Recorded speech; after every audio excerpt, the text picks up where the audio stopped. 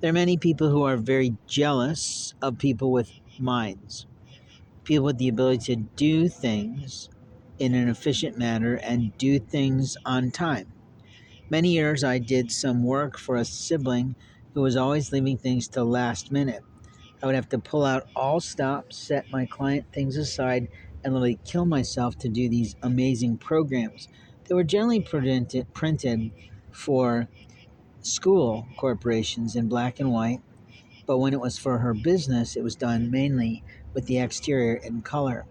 You see, we used a cartoonist and then we modified those cartoons to fit the economical musicals that she produced that won many accolades and awards.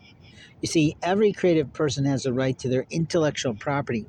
Musicians do, pianists do, composers do, arrangers do, and a lot of people do.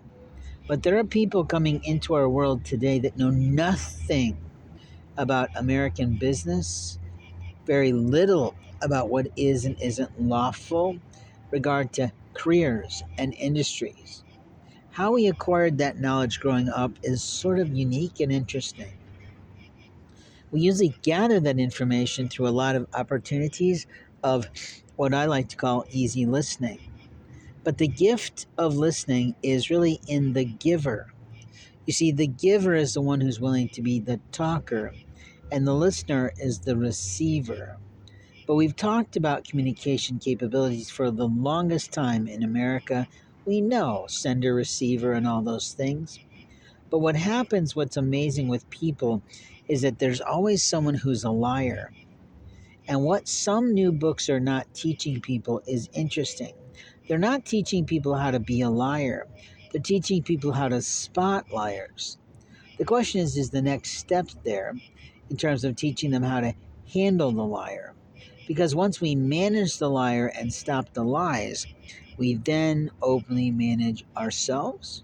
No, we don't. You see, there are many people who might call someone a liar, then they're not a liar. You see, what's true for you may not be true for someone else. What is truth for you may not be truth for someone else. But when it comes to private information, confidential information, it belongs to the beholder of that information, not to some squirrely kid who thinks they've gotten some secret that they have the right to give out to their community to destroy someone's life.